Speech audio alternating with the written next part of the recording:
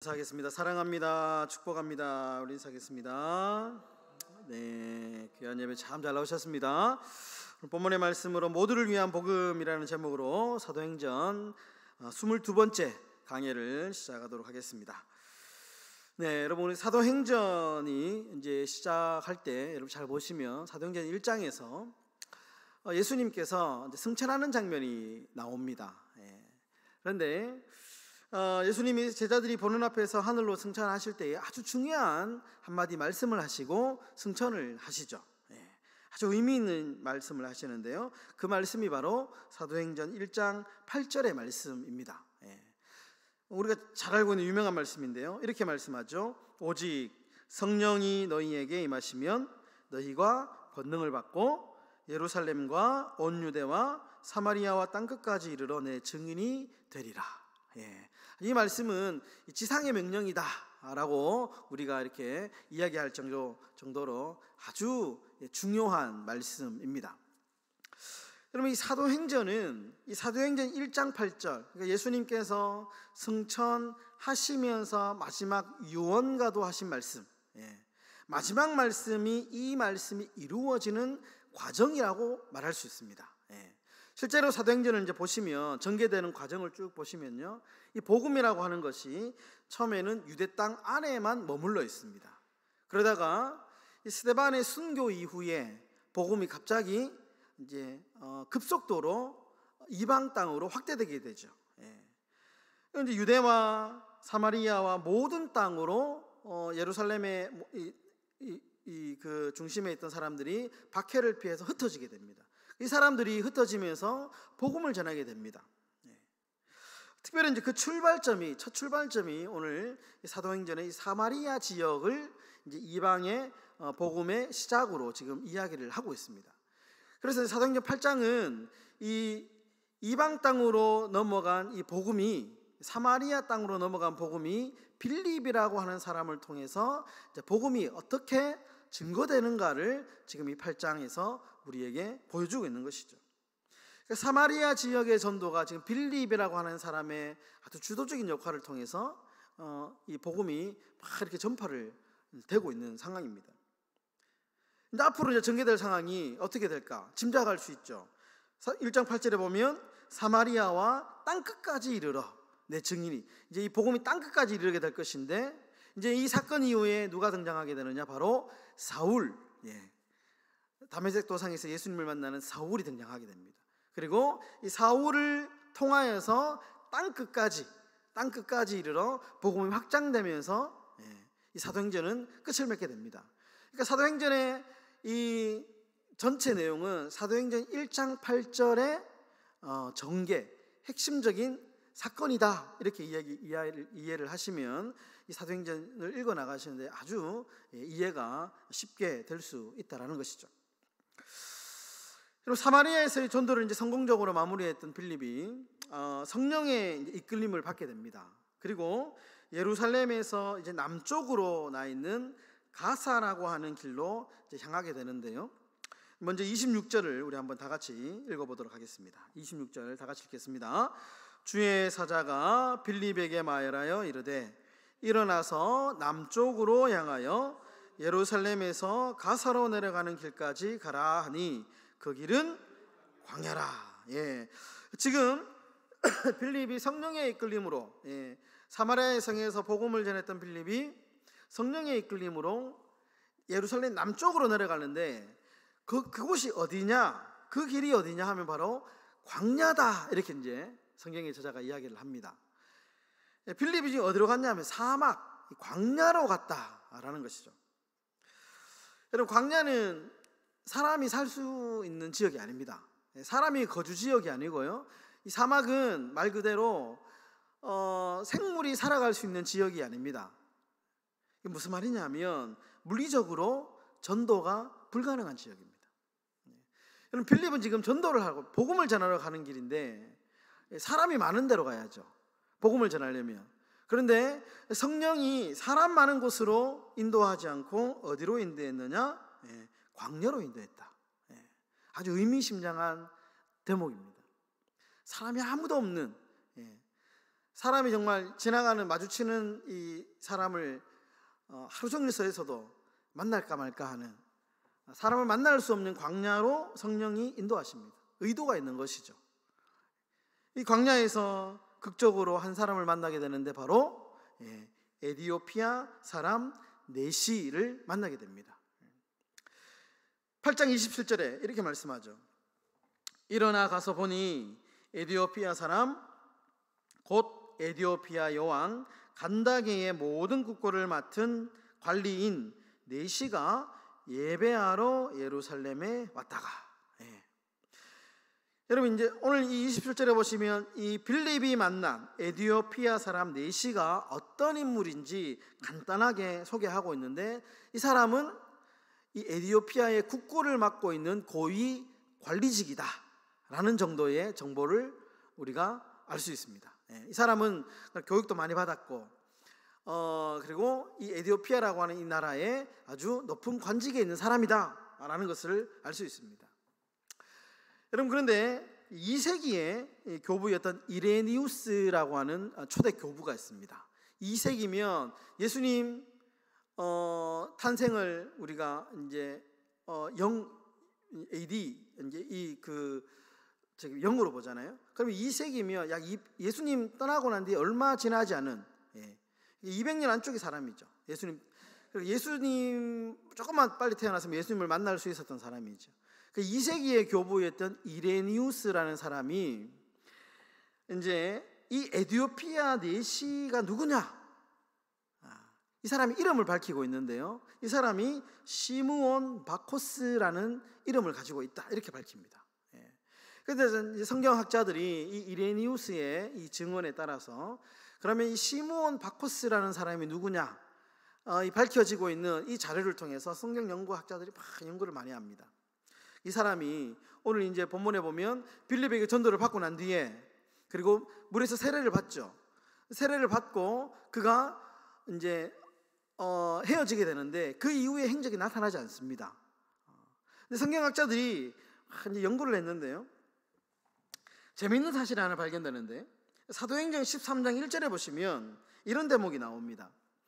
사도행전 13장 1절의 말씀 제가 한번 읽겠습니다.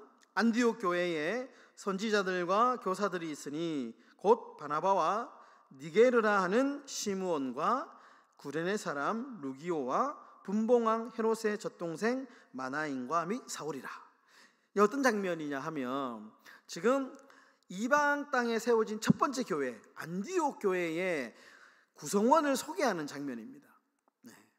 그 중에 여기 보시면 니게르라 하는 시므온이라는 사람이 등장하죠. 니게르라 하는 시므온, 이 사람이 누구냐? 빌립이 만났던 에디오피아 네시 시므온 바코스라는 사람이다. 성경학자들이 연구 끝에 추정을 하고 있습니다. 그러니까 니게르라는 사람은 좀 피부가 검은 사람, 주로 이제 저런 아프리카 쪽에 살고 있는 사람이죠. 그러니까 이 사람이 어떤 사람이었냐? 결국에는 안디옥 교회, 이방 최초로 세워진 안디옥 교회의 아주 중요한 역할을 담당하는 사람이 되었다라고 하는 것을 이 구절을 통해서 우리는 짐작해 볼 수 있다는 것이죠.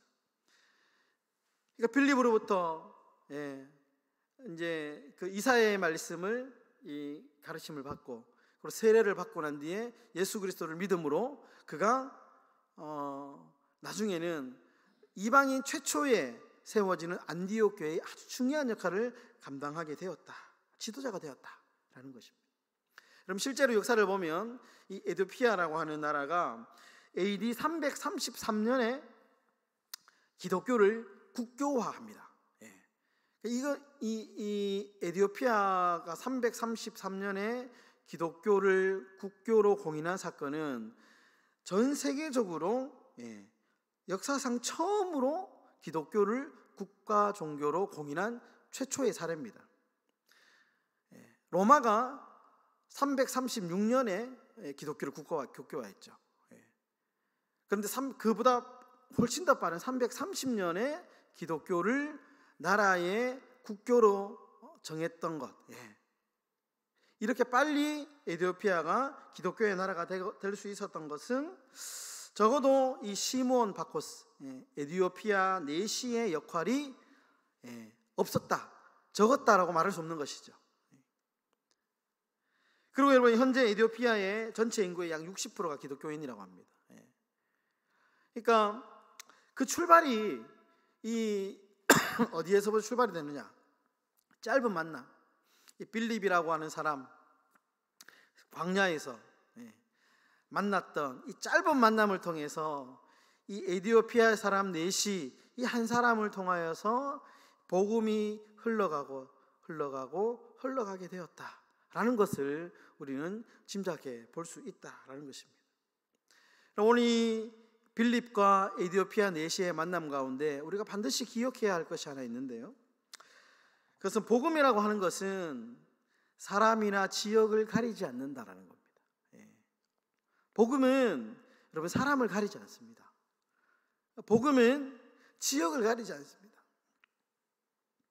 그 사람이 어떤 사람이든, 출신이 어떻든, 나이가 많든지 적든지, 그 사람의 성별이 남자든지 여자든지, 그 사람이 장애를 가졌든지 장애가 없든지 관계없이 어떤 사람이든지 그 사람의 인생에 복음이 들어가게 되면 그 사람의 인생은 변하게 되고 하나님 나라의 일꾼이 된다라는 것입니다. 복음은 사람을 가리지 않는다라는 것입니다. 복음은 지역을 가리지 않습니다.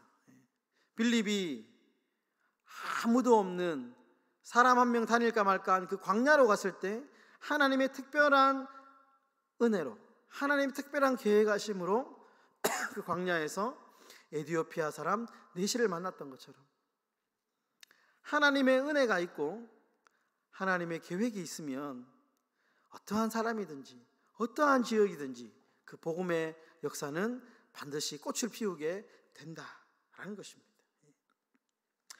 여러분, 예수님의 12제자 어떻습니까? 성격, 직업, 지위 다 다른 사람이죠. 여러분, 가룟 유다 빼고는 모두가 다 시골 출신입니다. 갈릴리 북쪽 지방의 사람들입니다. 그리고 어부가 많았죠. 그러니까 한마디로 제자가 될 수 있는 좋은 조건을 가진 사람이 별로 없었습니다. 그럼에도 불구하고 예수님은 그 사람들을 통하여서 하나님의 일들을 만들어가는 것을 우리는 보게 됩니다. 여러분, 마태복음 11장 19절에 보면 예수님이 평소에 어떤 사람들하고 자주 만나고 어떤 사람들과 자주 접촉했는가 하는 정보를 우리에게 제공하는데요, 마태복음 11장 19절에 보시면 이렇게 말합니다. 인자는 와서 먹고 마심에 말하기를, 보라, 먹기를 탐하고 포도주를 즐기는 사람이요 세리와 죄인의 친구로다 하니.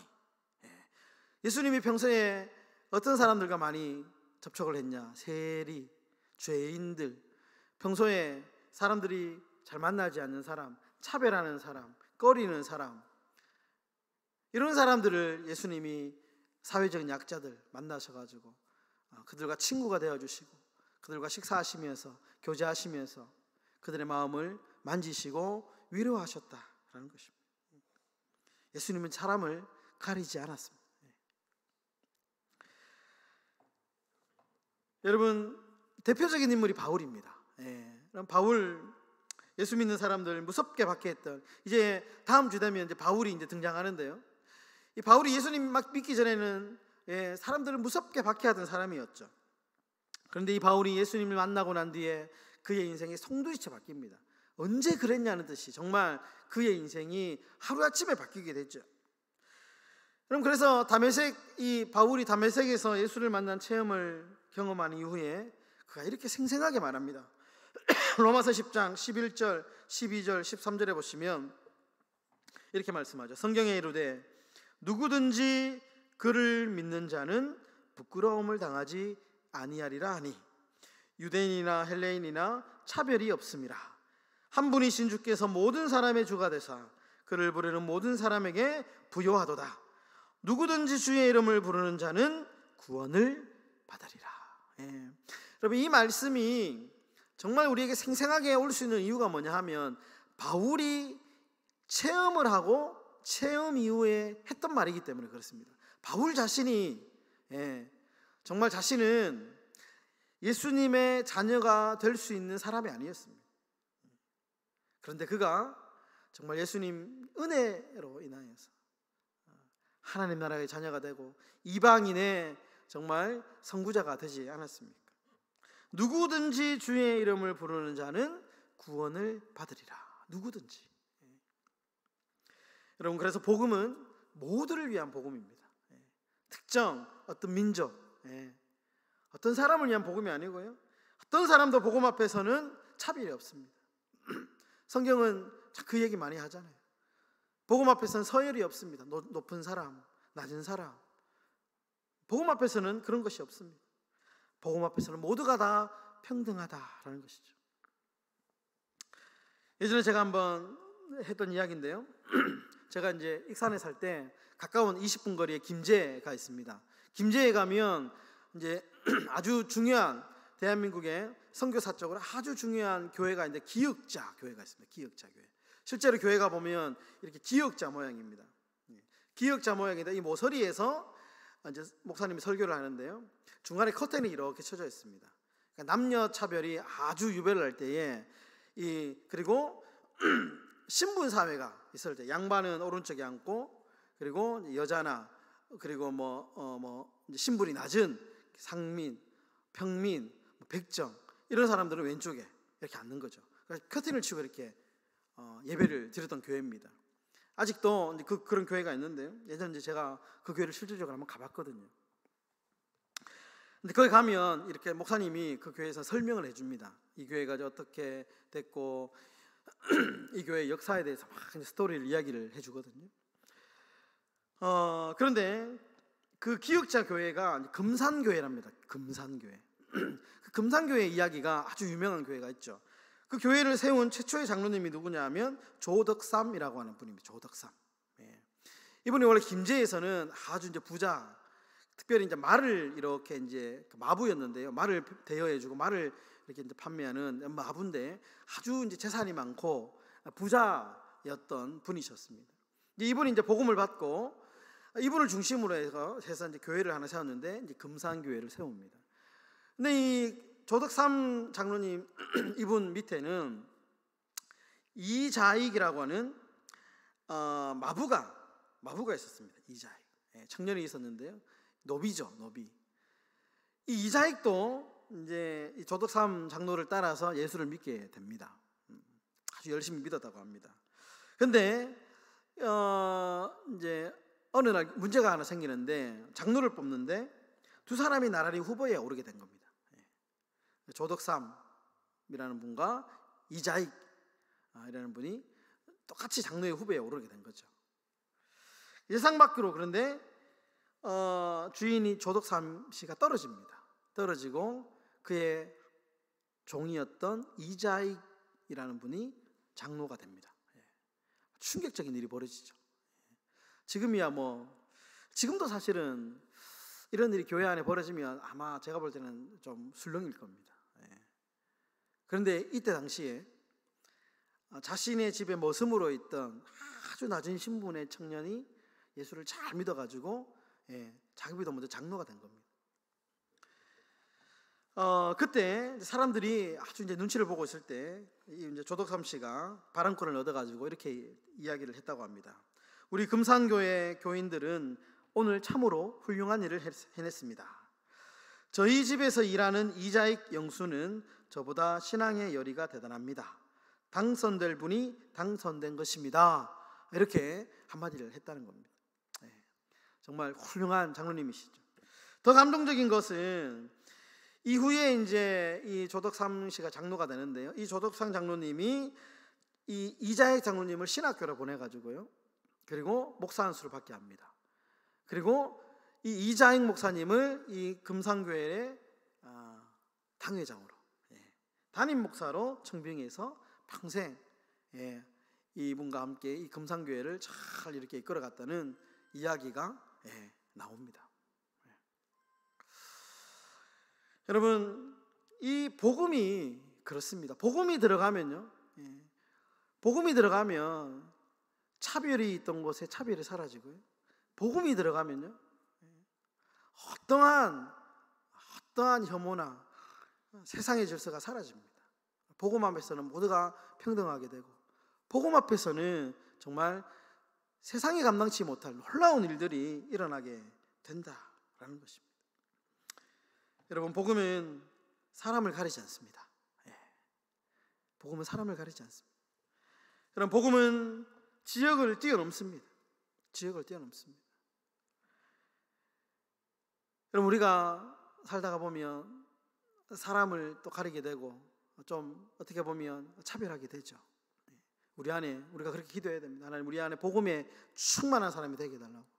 복음이 충만한 사람이 되어서 우리 안에 있는 이 차별의 마음, 혐오의 마음, 사람을 가리는 마음들이 다 사라지고 복음으로 충만하게, 예수님의 사랑으로 충만하게 해달라고 우리가 기도해야 된다라는 사실입니다.